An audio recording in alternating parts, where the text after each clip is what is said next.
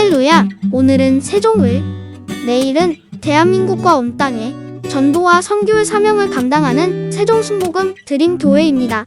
하나님의 사랑과 은혜가 치유와 응답이 있는 성령 충만한 교회입니다. 구독과 중보기도로 드림가족이 되어보세요. 오늘도 주 안에서 참 좋은 날입니다. 디모데후서 4장 6절에 있는 말씀을 가지고 은혜를 나누겠습니다. 우리 6절 다 같이 읽으십시다. 전제와 같이 내가 벌써 부어주고 나의 떠날 시각이 가까웠도다. 구약시대에는 하나님께 여러 제사를 드리지 않습니까? 요사이는 예수님이 모든 제사를 뭉뚱그려 한 번으로 십자가에 영원히 드려버려서 우린 제사 드릴 필요 없지만, 구약에는 매일같이 하나님께 번제를 드렸습니다. 짐승을 불로 태워드리는 번제. 이것은 하나님께 매일같이 헌신하고 충성한다는 표시를 드리는 것입니다. 내가 입술로 주여 나는 주님을 충성합니다, 주님을 마음을 다해 섬깁니다, 오늘은 그렇게 말할 수 있는데, 옛날엔 그런 효과 없어요. 번제를 드려야 됩니다. 양이나 염소나 송아지나 이런 짐승을 온전히 태워서 향기로운 제물로 번제를 드려야 되고, 또 소제가 있습니다. 하나님에 대한 희생적인 봉사를 하는 의미로서 소제를 드리고, 화목제는 하나님과 사람 사이의 용서와 화해를 가져오는 화목제를 드리고, 속죄제는 원죄와 율법을 어긴 죄악을 용서받기 위해서 속죄제를 드리고, 속건제는 하나님의 성물을 잘못 취급한 것이나 이웃의 물건에 손해를 끼친 민사소송인 것입니다. 이 속건제를 드리는 제사가 있습니다. 그런데 이 제물을 드릴 때 제사 위에 포도주나 독주를 부어서 제물을 드리는 의식이 있습니다. 짐승을 불로 태워서 제물로 드리면서 그 위에 포도주나 독주를 붓는데, 바울 선생이 여기 말한 것은 하나님의 성도들을 거룩한 제물로 하나님 제단에 바치고 그 위에 자기의 피를 전제로 붓는다는 것입니다. 그건 굉장한 희생을 말하는 것입니다. 로마서 12장에 보면 너희 몸을 거룩한 산 제물로 드리라고 말하는 것입니다. 우리가 제물로 하나님께 헌신하면, 바울은 너희 헌신에 내가 죽어서 피를 그 위에 전제로 뿌려도 좋다는 것입니다. 그런데 전제와 같이 내가 벌써 부어지고 나의 떠날 기약이 가까웠다. 이제 바울은 제2차 감옥 투옥이 되어서 죽을 날을 기다립니다. 아마 바울의 나이가 그때 아마 저 나이 정도 됐을 것입니다. 7순이 넘었을 것입니다.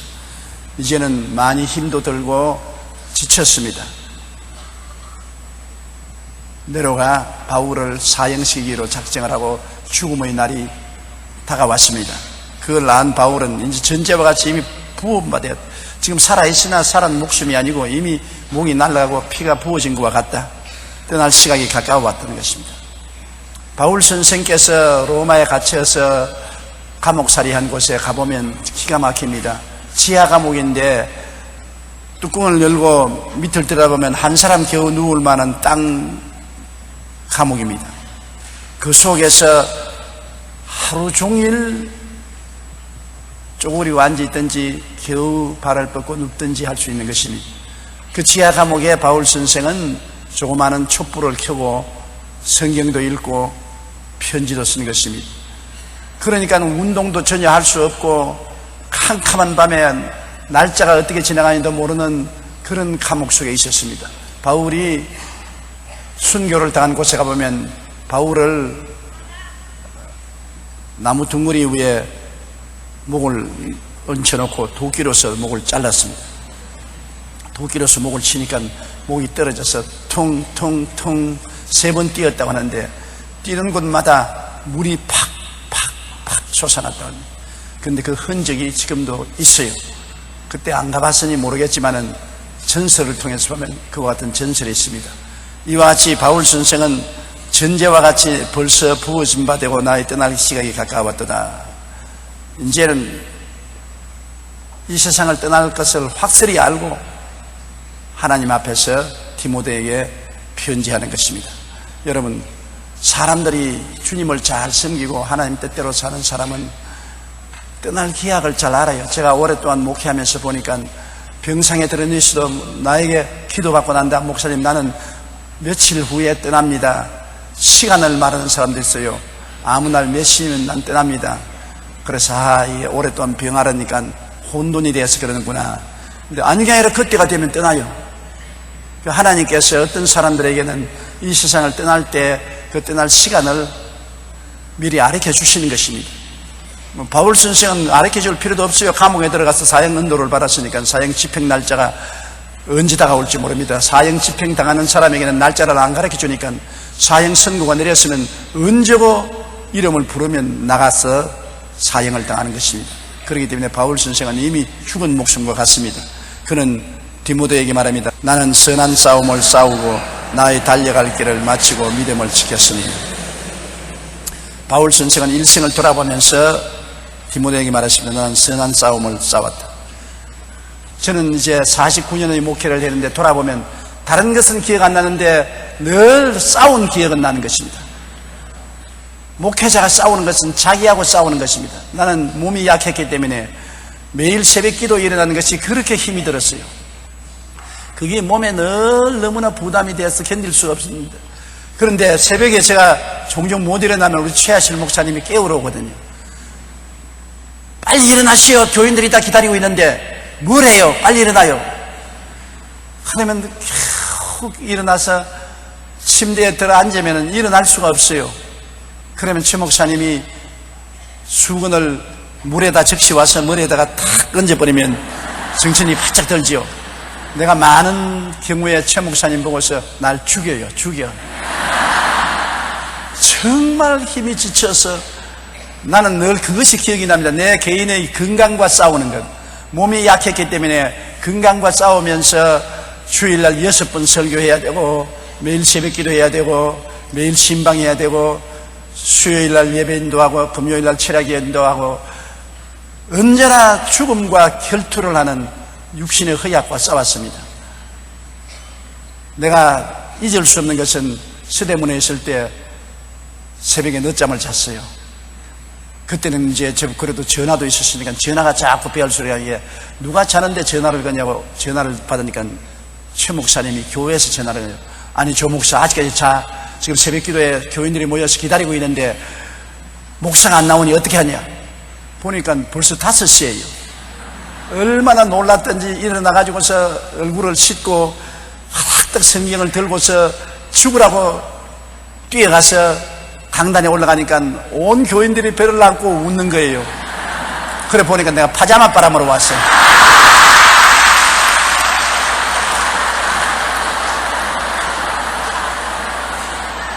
그러니까 설교할 수 없으니까 또 성경 들고 집으로 또 뛰어갔어요. 그래서 옷 갈아입고 오니까 교인들 다 가버리고 없어요. 몸이 허약하니까 몸의 연약과 싸우는 그 투쟁 늘 싸워야 돼요. 죽기 아니면 살기로 싸워야 돼요. 그때 나는 몸이 건강한 사람을 보고 신기하게 느꼈습니다. 저렇게 건강하게 살 수 있으면 얼마나 좋을까. 유언장을 써서 우리 집 사람에게 주워놓고서 저는 살았었습니다. 그 다음에 주의 종의 싸움은 공부를 하는 것이 싸움입니다. 늘 공부하지 않으면 뒤떨어지니까 시사도 다 시사 주간지도 다 읽어야 되고 신문도 다 읽어야 되고 그 다음에 잡지도 읽어야 되고 신학적인 서적도 읽어야 되고 좌우간 자꾸 읽어야 돼요. 공부를 해야 돼요. 그러니까 굉장히 공부하는 부담이 힘이 듭니다. 그 공부 안 하면 어떻게 하냐. 하루라도 공부를 안 하면 자기가 알고 이틀을 공부 안 하면 가족이 알고 사흘을 공부 안 하면 교인들이 알아보는 것입니다. 사람이 천재도 아닌데 한 교회에서 목회를 벌써 4, 5년 하고 나면 미천 다 떨어지는데 저는 한 교회에서 50년을 하고 있으니까 내가 무슨 만재도 아니고 천재도 아닌데 어떻게 그렇게 합니까? 성령님의 도우심으로 끊임없이 노력하고 공부하는 것입니다. 이것도 싸움이죠. 몸이 피곤해도 공부해야 되고 꾸벅꾸벅 졸아도 공부해야 되는 것입니다. 그게 또 보태어서 해외 선교를 하려면 열심히 외국어 연말을 해야 됩니다. 가만히 있어서 외국어로 말이 나오지 않아요. 계속해서 외국어 연말했는데 어린아이 때부터 배운 말은 안 잊어버리는데 나이가 자라서 배운 말은 자꾸 잊어버리고 안 쓰면 까먹어버리는 것입니다. 그러므로 계속해서 외국어 공부해야 되지. 자기 개발을 위한 투쟁은 끝없는 싸움인 것입니다. 선한 싸움인 중에서. 그리고 기도하는 것도 싸움이지요. 어떤 때는 기도가 잘 나올 때는 기분이 좋은데 기분이 안 나올 때는 그래도 기도해야 교회를 이끌어 나갈 수 있으니까 기도해야 돼요. 그러므로 기도 안 나올 때는 억지로 엎드려서 하나님이여 나 기도 좀 하게 해 주십시오. 도와주십시오. 기도도 해야지요. 설교 준비해야지요. 일평생을 싸워야 됩니다. 우리 예수 믿는 사람들은 주의 종뿐 아니라 일반 성도들도 선한 싸움을 싸웁니다. 영적인 전쟁을 끝일 날이 없습니다. 이 세상에 사탄이 있기 때문에 예수 믿고 난 다음에 내가 유혹을 이기고 의와 진리와 거룩함으로 지은 새 사람을 입고 살려니까 먹고 싶은 거 안 먹어야지, 보고 싶은 거 안 보아야지, 가고 싶은 걸 안 가야지, 절제해야지. 자기와의 싸움도 보통 싸움이 아닙니다. 늘 자기를 쳐서 싸우는 겁니다. 그리고 마귀와 싸우고 귀신과 싸워야 되고 병하고 싸워야 되고 가난과 싸워야 되고 시련과 싸워야 되고 거룩한 싸움, 영적 전쟁은 끝이 없는 것입니다. 더구나 바울 선생 같은 분은 그 당시에 홀라 빈손 들고 온 구라파 소아시아를 복음화하러 나가니까 여행의 고통도 있고 잠자리 고통도 있고 병들 때 고통도 있고 먹고 사는 고통도 있고 여비의 고통도 있고 제자들 데리고 다니는 고통도 있고 모든 것이 싸움이었었습니다. 여러분 인생은 태어나서 죽을 때까지 환경과 이웃과 자기와 싸움이 계속되는 것입니다. 그 싸움에 지면 낙오자가 되고 패배하고 이기면 승리자가 되는 것입니다. 그러므로 우리가 예수 그리스도를 믿고 말씀을 늘 생각하고 말씀 안에서 꿈꾸고 말씀 안에서 믿고 말씀을 긍정적으로 시인하는 것은 싸움에 이기려고 하기 때문에 그런 것입니다. 우리는 영혼이 잘됨같이 범사에 잘됨에 강건하고 생명을 얻되 넘치게 얻기 위해서는 놀라운 신앙의 승리가 있어야 되는 것입니다. 언제나 말씀을 생각하고 언제나 하나님 앞에서 긍정적이고 적극적이고 창조적인 자화상을 가지고 언제나 믿음을 선택하고 입술로 끊임없이 긍정적인 시인을 하고 싸우고 나가서 우리 운명과 환경을 제어하고 이기는 것을 말하는 것입니다. 바울 선생은 선한 싸움을 마지막까지 싸웠습니다. 그리고 나의 달려갈 길을 마치고 우리 일생은 달려가지 않습니까? 핏덩어리로부터 자라서 공동묘지 갈 때까지 인생은 하나의 긴 마라톤인 것입니다. 달려가는 것입니다. 하나님은 우리의 삶의 일생의 달려갈 길을 정해놓았다고 말한 것은 시편에 보면 내가 태어나서 하루가 되기 전에 내 일생이 하나님 책에 기록되어 있다고 말한 것입니다. 내가 몇 살에 죽을 것인지 우리는 모르지만 하나님은 이미 알고 계신 것입니다. 사람이 살면 70이요 강건하면 80이라 평균적으로 정해놓은 것은 70이 베이스 라인이고 오래 살면 80이고 그 위에는 보너스로 사는 겁니다. 그래도 이 세상에 사는 사람이 병들어서 일찍이 죽을 수도 있고 사고가 나서 일찍 죽을 수도 있고 전쟁에 나가서 일찍 죽을 수도 있고 재난을 당해서 일찍이 죽을 수도 있고 이 세상에 죽을 일 많아요. 편안하게 백화점에 가서 물건 사다가 무너져가지고서 죽는 사람 있는가 하면 버스 타고 가다가 마침 그 버스가 지나간 다리가 무너져서 떨어져 죽는가 하면 나무 건축 현장에 들어가다가 위에서 물건이 떨어져서 맞아서 죽기도 하고 침대에서 떨어져서 죽기도 하고 죽을 일 너무나 많습니다. 살아있는 것이 기적이라고. 그런데 우리의 일생의 삶의 길이 하나님이 이미 정해놓았기 때문에 얼마나 살다가 죽을지 그것은 우리는 모르지만 하나님은 정해놓았지 않습니까? 예수님께서 친히 오셔서 우리 위해서 천당 갈 길을 열어놓으시고 주님 친히 천당에서 우리 위해서 있을 곳을 예비해 놓고 우리 보고 오라 하는데 거기 안 가고 어디 가 계십니까? 그러므로 천국 가는 일은 슬픈 날이 아니라 영광스러운 날이요 크게 복을 받은 날이 천국 가는 날인 것입니다. 우리는 항상 마음속에 천국을 품고 살다가 그 천국으로 들어가야만 될 것인 것입니다. 그러므로 바울 선생은 선한 싸움을 싸우고 달려갈 길을 다 달려 마쳤다. 바울 선생이 안디옥에서 복음을 전가하기 시작해서 소아시아를 다 돌고 나중에는 로마까지 가서 자기가 해야 될 일은 다 했다. 자기가 일생해야 될 일은 다 했으니까 이제는 부담이 없다는 것입니다. 정말로 일을 중도에서 하다가 폐지하면 마음에 부담이 되지만은 자기가 맡아서 할 일을 다 하면은 부담이 없지 않습니까? 편안합니다. 하루 종일 일을 다 마치면 손 털고 먼지 털털 털고 편안하다 하고서 자리에 누울 수가 있지 않습니까? 사람은 출발할 때만 아름다운 것이 아니라 황혼 때도 굉장히 아름답습니다.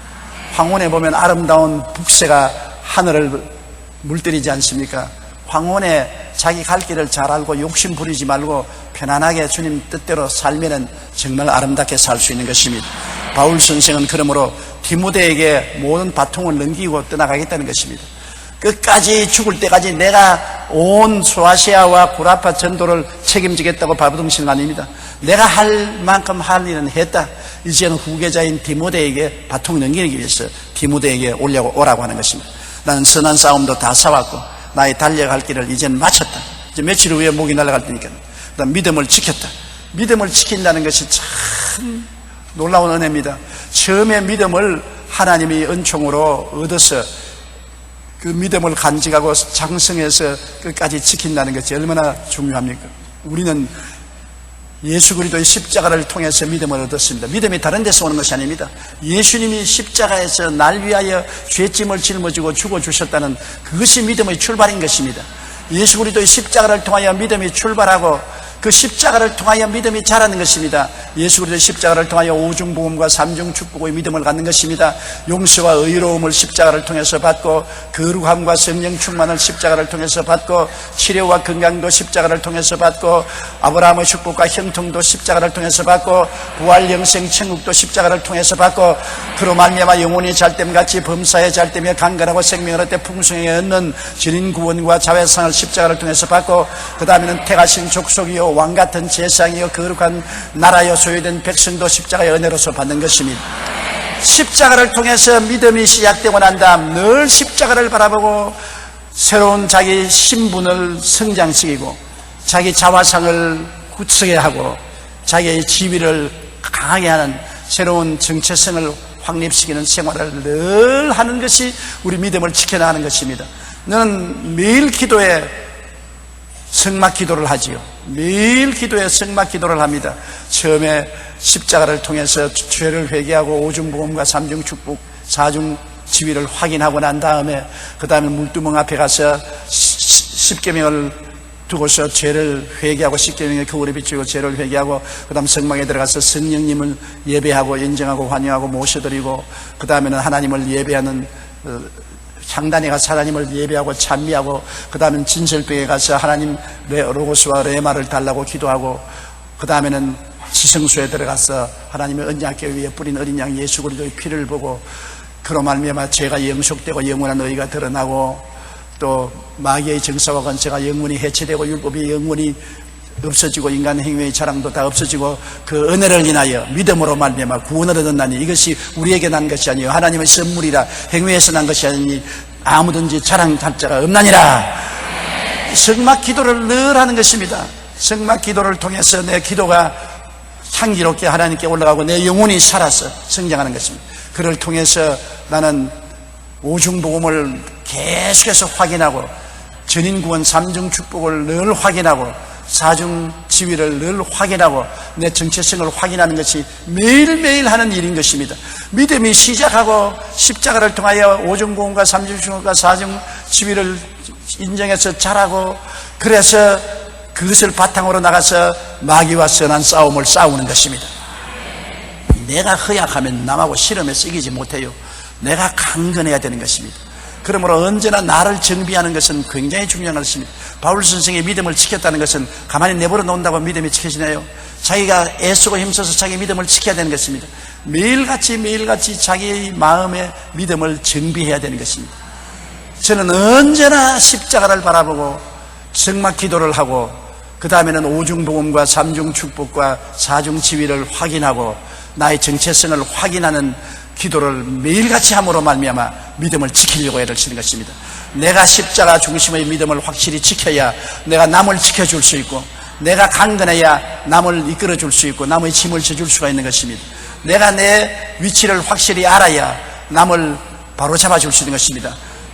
내게 신분도 모르고 내 자화상도 삐뚤어지고 내 지위도 모르면 내가 누구를 도와줄 수 있는 것입니까? 그러므로 여러분, 우리 예수 믿는 성도, 더구나 여의도 순복음교회 성도들은 언제나 믿음을 십자가 중심으로 쓰고 오중복음과 삼중축복으로 자기를 금진해서 믿음에 섰는가 확인하고 또 확인하고 또 확인하고 그 가운데서 자라고 여러분 자신을 지키시기를 주님 이름으로 축원합니다.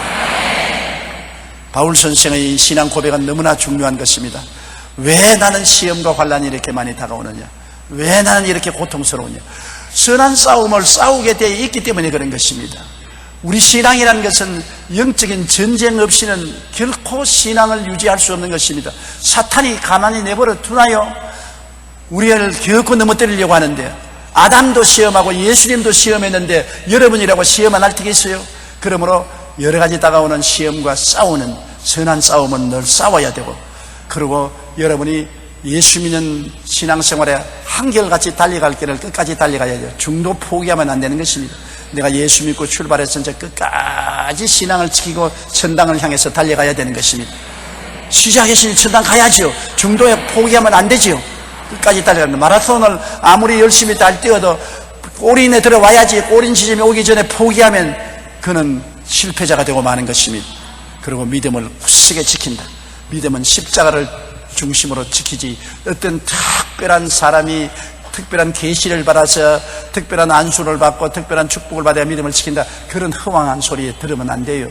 믿음을 지키는 길은 십자가밖에 없습니다. 십자가를 통해서 믿음을 얻고 십자가 안에서 자라고 십자가를 통하여 믿음이 끝나는 것입니다. 예수 그리스도의 십자가 이외에 자랑할 것 절대로 없는 것입니다. 매일같이 십자가를 바라보십시오.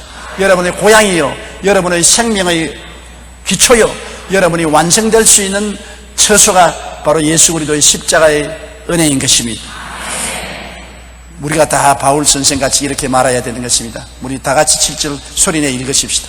나는 선한 싸움을 싸우고 나의 달려갈 길을 마치고 믿음을 지켰습니다. 놀라운 일이지요. 8절요.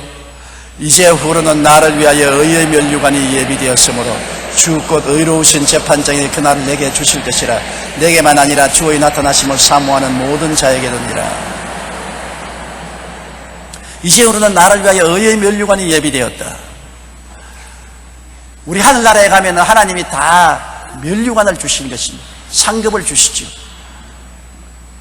면류관이 없는 사람이 없는데 바울 선생은 의의 면류관을 준다고 말하는 것입니다. 의의 면류관은 의롭게 사는 사람만 받을 수 있는 것입니다. 이 세상에 적당히 세상과 타협해서 사는 사람은 의의 면류관은 못 받습니다.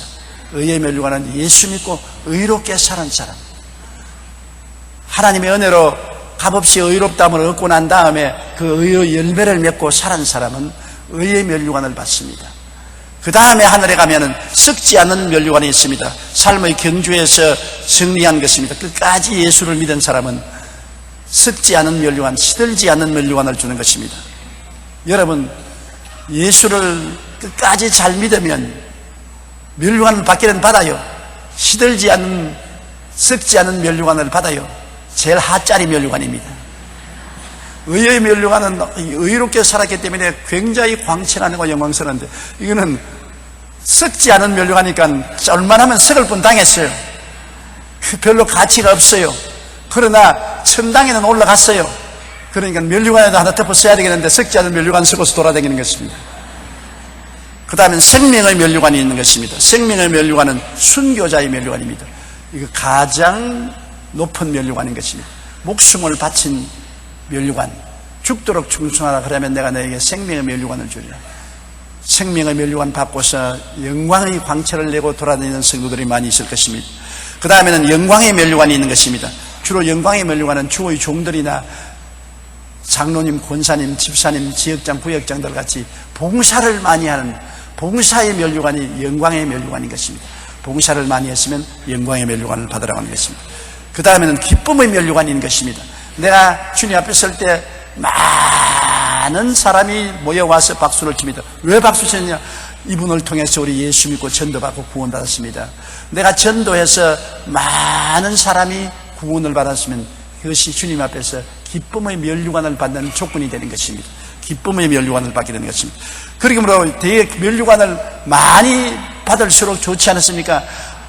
최소한도 썩지 아니할 면류관을 받아야 되겠고, 그 다음에 많이 봉사해서 영광의 면류관도 받아야 되겠고, 많이 전도해서 기쁨의 면류관도 받아야 되겠고, 그 다음에는 의롭게 살아서 의의 면류관도 받아야 되겠고, 생명의 면류관은, 순교는 좀처럼 힘드니까 그것은 못 받더라도 면류관 4개는 받을 수가 있는 것입니다. 순교의 면류관까지 받으면 머리에 5개를 쓰고 다녀야 돼요.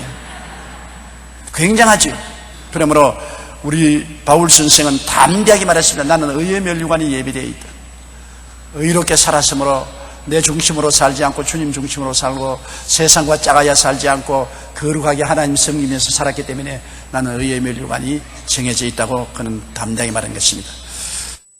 언제 주느냐? 주 곧 의로우신 재판장이 그날에 내게 주실 것이며 내게만 아니라 주의 나타나심을 사모하는 모든 자에게도라. 바울만 의의 면류관을 받는 것이 아니라 주의 나타나심을 앙망하고 기다리면서 세상과 타협하지 않고 이렇게 살아온 모든 사람에게 의의 면류관을 주겠다고 말씀하신 것입니다.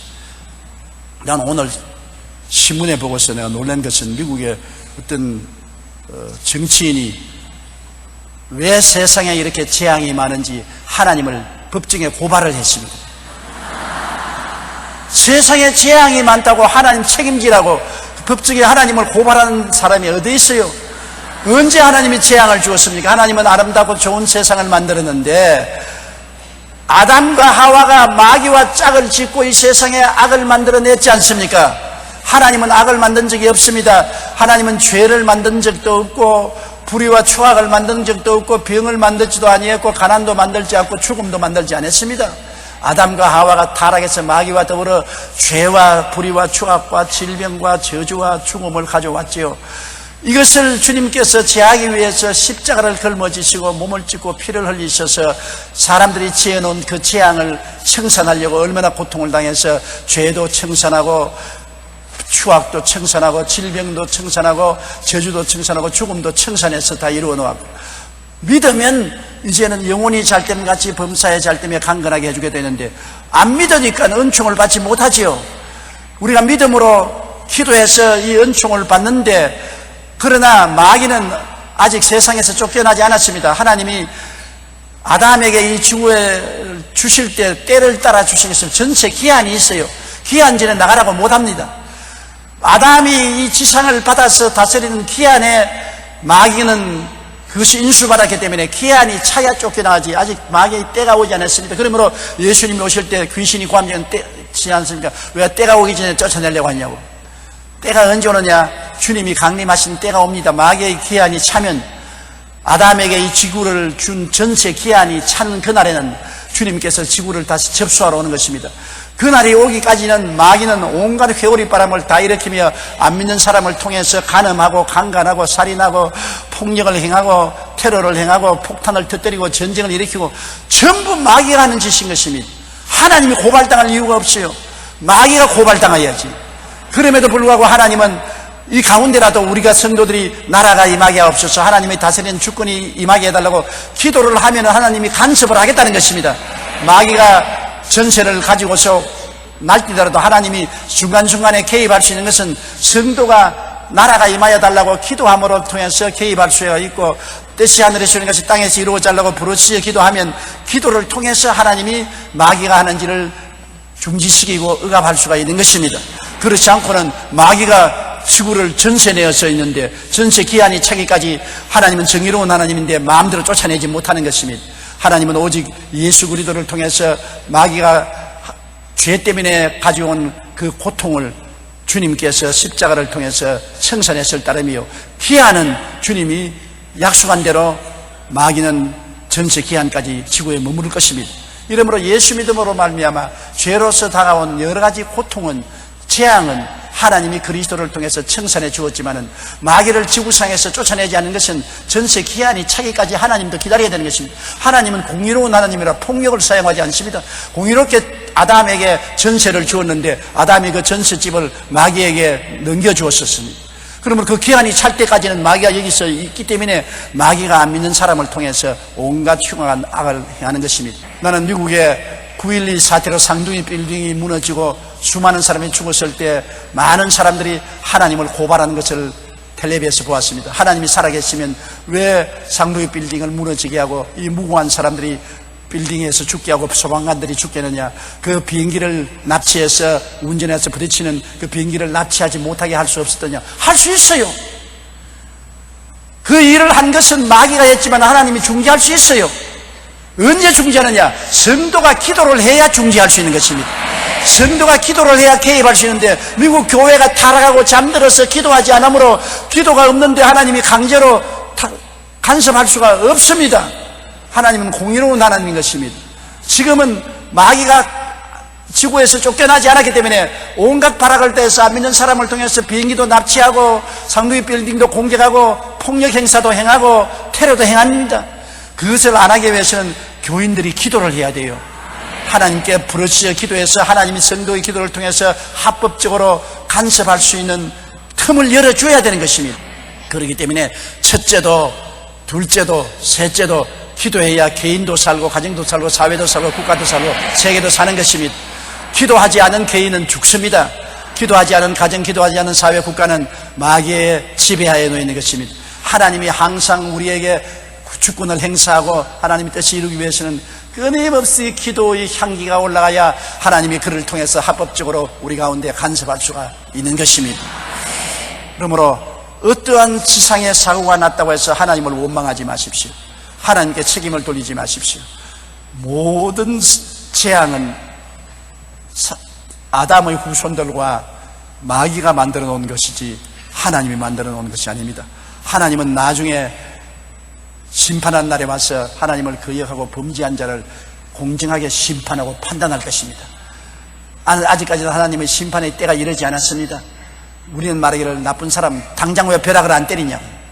아이고 하나님 저 나쁜 사람 왜 벼락을 안 때리고 배 두드려 가면 잘 먹고 잘 살게 내버려놓냐.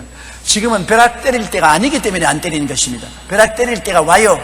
마귀의 전시의 기한이 끝나는 날에는 주님 내려와서 마귀를 잡아서 묶어서 불과 요항으로 타는 못에 던지고 벼락을 때려요. 그를 따라가서 범죄한 사람들에게 공정한 심판을 내릴 때가 다가오는 것입니다. 하나님은 여러분 눈먼 할아버지 아닙니다. 그때를 기다리고 있어요. 4장 9절 우리 다 같이 읽으십시다. 너는 어서 속히 내게로 오라.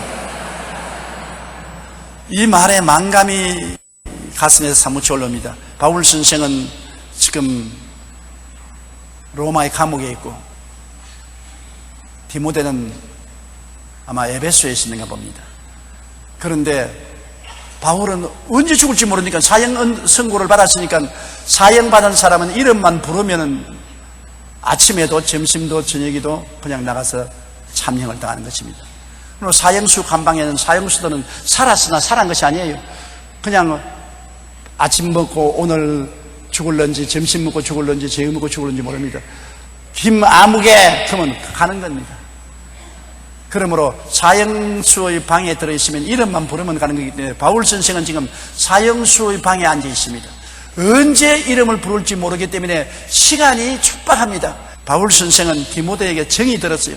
들뜨러 들었습니다. 자기가 낳은 자식보다도 더 깊이 정이 드는 것은 바울 선생은 선교 여행 때 늘 디모데가 따라다니면서 자식이 아버지를 돌보듯이 돌보고 받들고 심부름을 했으니 얼마나 끈끈한 정이 들었습니까? 그런데 언제 죽을지 모르니까 빨리 와야 되겠다 말입니다. 그 당시에는 빠른 동력선이 있는 것도 아니고 비행기가 있는 것도 아니고 자동차가 있는 것도 아니고 걸어서 오려면 몇 달이 걸리고 돛담배를 타고 오더라도 오랜 시간이 걸리니까 바울 선생은 마음이 급했습니다.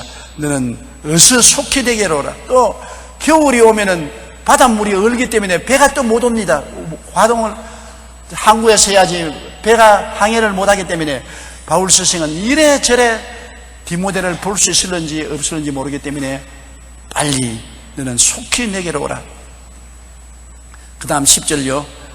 데마는 이 세상을 사랑하여 나를 버리고 데살로니가로 갔고 그레스게는 갈라디아로 디도는 달마디아로 갔고. 이제 바울 선생은 일을 마치게 되니까 정리정돈으로 해야 되는 것입니다. 자기의 수행원 제자들을 다 각각 임명을 하는데, 여기 아주 슬픈 이야기는 대만은 이 세상을 사랑하여 나를 버리고 데살로니가로 갔고, 제1차 선교 여행 때 대만은 데살로니가에서 바울의 설교를 듣고 구원을 받고 바울을 따라서 로마까지 와서 복음 증거에 같이 참여했으나 그만 바울이 나이 늙고 감옥에 갇히고 순교할 정도가 되니까 낙심해버리고 하는 것입니다. 그래서 바울을 등질 뿐 아니라 신앙도 버린 것입니다.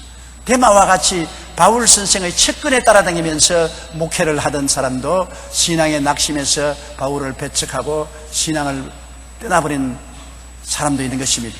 그런데 대만은 원래 이렇게 타락하는 사람은 여러분 처음부터 마음속에 깊이 예수 그리스도를 구주로 모시는 중생의 체험이 없었기 때문에 그런 것입니다. 정말 내 영혼 속에 예수 그리스도를 구주로 모셨으면 떠날 도리가 없습니다. 어떻게 떠납니까?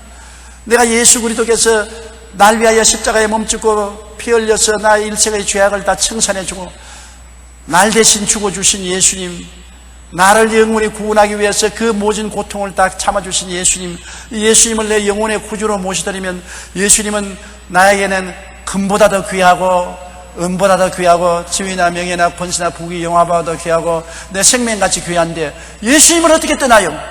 떠날 수 없어요. 나는 지금 예수님을 떠날 바에야 죽는 것이 낫다고 생각하는 것입니다. 예수님 없이 어떻게 살아요? 예수님 계시기 때문에 금도 은도 보화도 부귀도 영화도 가치가 있지, 예수님 없는데 그것이 무슨 가치가 있어요? 예수님이 그렇게 마음 중심에 귀하게 들어와서 내가 예수님을 구주로 모시고 중생하면 여러분 떠나지 않지요. 그러나 예수님보다도 기분에 들떠가지고서 야 천당 간다다 또 그룹이 뛰어서 부흥회도 열고 기적도 일어나니까 호기심도 있고 해서 기분에 따라다니는 가룟 유다같이 유대나라의 독립을 하면 장관짜리 하나 얻고 부귀영화 누리를 노리겠다는 열렬당원으로서 혁명을 하기 위해서 예수님을 이용하여 따라다닌 것, 예수님을 주로서 모시지 않고 이용하고 따라다닌 사람이 예수님이 만왕의 왕 만주의 주가 되지 않고 십자가에 죽겠다고 말하니까 배반하고 예수님을 은산심 양에 팔아먹은 것입니다. 대마도 바울 선생이 목회하는데 굉장히 성령의 역사가 일어나고 기사와 이적이 나타나고 하나님 영광이 나타나는 걸 보고 신바람 나니까 아주 기분 좋게 바울 선생을 따라다녔지, 종교적인 사람이 되었지 예수님을 이해하지 못한 것입니다. 예수님을 깨닫고 믿었으면 대마가 바울을 버리고 예수님을 저버리고 다시 고향 땅 데살로니가로 갈 수가 없습니다. 성경 66권 중에 가장 비참한 구절 한 구절이 바로 이 구절입니다. 대마는 이 세상을 사랑하여 나를 버리고 예수님을 사랑하지 않고 바울을 사랑하지 않고 세상을 사랑했다. 온 세상은 마귀에게 속였으니 마귀를 사랑하고 떠나갔다. 세상을 사랑하면 떠나가는 것입니다. 여러분, 우리가 늘 모이기를 피하지 않고 구역 예배도 모이고 교회 주일날도 모이고 수요일날도 모이는 것은 신앙을 뜨겁게 해서 세상이 들어오지 못하게 하는 것입니다.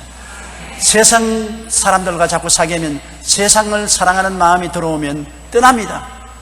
주님의 품을 떠나고 교회를 떠나게 되는 것입니다. 그렇기 때문에 우리 예수 믿는 사람은 모이기를 패하지 말아야 되는 것입니다. 자꾸 모여서 서로 격려하고 하나님 사랑을 특게 해야 되는 것입니다.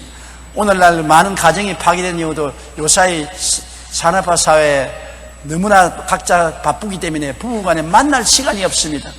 서로 대화할 시간이 없기 때문에 결혼하고 난 다음에 그저 하숙생 생활을 하고 서로 대화를 못하므로 마음에 두터운 정이 없기 때문에 그냥 세상이 들어와서 떠나는 것입니다.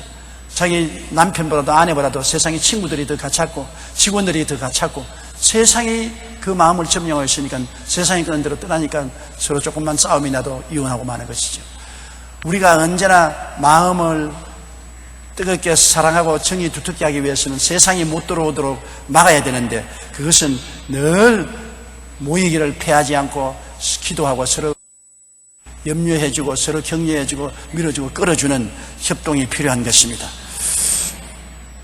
바울 선생은 대만은 떠났으니까 그뿐이고 그레스가라는 제자는 갈라디아 목사로 디도는 달마디아 주의 종으로 보내고 11절요. 누가만 나와 함께 있느니라 내가 올 때 마가를 데리고 오라 그가 나의 일에 유익하니라. 누가는 바울 선생이 안디옥에서 복음을 전가하기 시작할 때부터 함께 따라 의지합니다. 그러니까 바울 선생을 따라다니면서 목회만 돌볼 뿐 아니라 바울은 몸이 약했기 때문에 바울의 건강을 늘 돌보았습니다. 바울이 하나님의 기적으로 눈병도 나았지만 하나님은 바울에게 계시를 너무나 많이 주었기 때문에 교만하지 않기 위해서 사탄의 사자를 허락해서 사탄의 사자가 바울을 늘 때림으로 바울이 굉장히 육체적 고통이 있어서 마귀가 떠나도록 3번이나 간구했습니다. 바울도 절대로 마귀에게 놀려서 병드는 것이 하나님 뜻이 아닌 것을 알았기 때문에 3번이나 간구했습니다. 병드는 것이 하나님 뜻이 아닌 것을 알았기 때문에 3번이나 간절히 고쳐달라고 기도하니까 하나님이 내 은혜가 내게 좋게 하더라. 내가 약할 때 내가 강해진다. 너무 계시를 많이 받고 은혜를 많이 받았기 때문에 내가 너를 약하게 하지 않으면 교만해져서 사탄의 종이 된다. 바울 같은 사람이 교만해져서 사탄의 종이 되면 세계가 절단강산이 나는 것입니다. 그러므로 바울에게 브레이크를 가해야 것입니다. 바울에게 너무나 계시라는 강한 엔진을 주었기 때문에 브레이크가 필요한 것입니다. 여러분, 자동차가 속도만 낸다고 안 돼요. 엔진이 강할수록 삐 누르는 브레이크가 필요한 것입니다. 브레이크 없이 속도를 그대로 내면 막 다리 위를 뛰어 넘어가 버리고 막 하천을 뛰어 들어가고 강으로 뛰어 들어가고 다 죽어버리고 말아요. 브레이크를 강하게 걸어야 됩니다. 바울은 너무나 엔진이 강합니다. 은혜의 엔진이 강하기 때문에 브레이크를 걸기 위해서 사탄의 사자를 보내어서 강하게 브레이크를 걸었습니다. 몸이 너무나 고통스럽고 괴로운데 무슨 병인지는 말을 안 했어요. 육체의 가시가 시각적으로 찌른같이 고렸습니다. 그렇기 때문에 의사인 누가가 끊임없이 보조를 해준 것입니다. 누가가 마사지도 해주고 치료도 해주고 약재를 가지고서 보신도 해주고, 그래서 누가는 바울과 1, 2, 3차 선교 때 같이 하고 마지막 바울이 죽을 때 감옥에서 함께 있은 것이 누가인 것입니다. 그래서 누가는 바울에 대해서는 정말 말할 수 없는 가까운 친구요 동역자였고, 하나님의 성령의 뜻을 따라 누가복음을 적었고 사도행전을 적었던 것입니다. 여러분, 누가복음이 얼마나 사복음 중에도 더 상세하게 적은 것이 바로 의사인 그가 정교한 의술을 가진 사람이기 때문에 사건도 수술하듯이 상세하게 적었던 것입니다.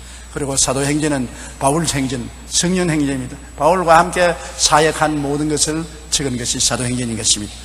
그래서 누가는 나와 함께 있느니라. 네가 올 때는 마가를 데리고 오라. 그가 나의 일에 유익하니라. 마가는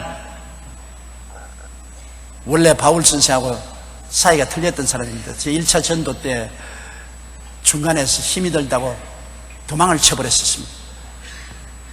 그래서 바울은 마가를 배신자로 생각하고 미워했지만은 나중에는 화해하고 마가와 함께 다시 일을 열심히 하게 됩니다. 그는 마가가 바로 마가복음을 지킨 사람입니다. 마가라는 것은 헬라어로서 이름이 마가고 히브리어로서 이름이 요한이, 마가 요한. 그 마가 요한의 다락방에서 120문도가 성령 받았고, 마가 요한의 어머니가 열렬한 신앙인이었고, 마가 요한은 예수님이 잡혀갈 때 담요 하나 걸치고 빨가벗고 가다가 원수들이 잡으니까 담요 던져버리고 빨가벗고 본전 덜렁거리면서 도망친 사람이었습니다. 이 마가 요한은 참 재밌는 사람이에요. 바울하고 서로 사이가 멀어졌다가 나중에는 서로 사이가 좋아져서 디모데 보고 마가를 데리고 오라. 그건 나의 일에 유익하다고 말한 것입니다. 그리고 12절요. 두기고는 에베소로 보내었노라. 두기고는 에베소로 보내었노라. 우리 오늘 특별히 기도할 때 마음에 기억할 것은 4장 7절에 나는 선한 싸움을 싸우고 나의 달려갈 길을 마치고 믿음을 지켰으니 이제 어른은 나를 위하여 의의 멸류관이 예비되었습니다. 이 구절이 여러분의 구절이 되어야 되는 것입니다. 나도 선한 싸움을 싸우고 달려갈 길을 다 달려가고 믿음을 지켜서 멸류관 받으라. 주님 앞에 멸류관 받는 영광에 참여해야 되겠다는 그런 각오로서 하나님의 도움을 청하는 기도를 드리겠습니다.